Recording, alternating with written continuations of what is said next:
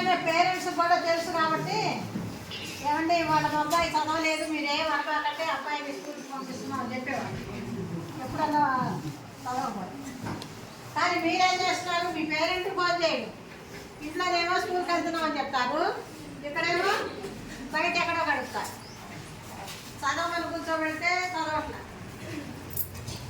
కానీ last year కంటే మీరు బెటర్ గొడవలు నేను చెప్పాను. కానీ చివరి నిమిషంలో మీ వాల్యూ పోగొట్టుకుంటున్నారు. మేము అందరూ అనుకున్నది అది లాస్ట్ బ్యాచ్ కంటే మీరు చాలా బెటర్. నేను కొత్త నేను గమనించాను మీరు చాలా బెటర్. కానీ చివరి నిమిషంలో దాన్ని పోగొట్టుకోవాలి. అందుకే కొంచెం ఫ్రీడమ్ కూడా ఇచ్చేసాం. మీరు పెద్దగా అరిసినా కేకలు పెడుతున్నా బుద్ధిమంతులే పిల్లలు అనే ఉద్దేశంతో మేము కొంచెం ఫ్రీడమ్ దానికి ఏం చేయాలి, కాపాడుకోవాలి కదా. అది ఎక్కడ చూపించాలి, రేపు కాలేజీకి వెళ్ళిన తర్వాత అక్కడ వెరీ గుడ్ అని అనిపించుకోవాలి. అర్థమైందా? మీకంటే నెక్స్ట్ వచ్చేవాళ్ళు ఇంకా బెటర్. వాళ్ళు మీలా కేకలు పెట్టే చాలా తక్కువ మంది.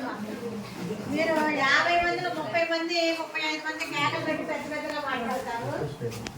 9th క్లాస్లో అంత పెద్దగా మాట్లాడేవాళ్ళు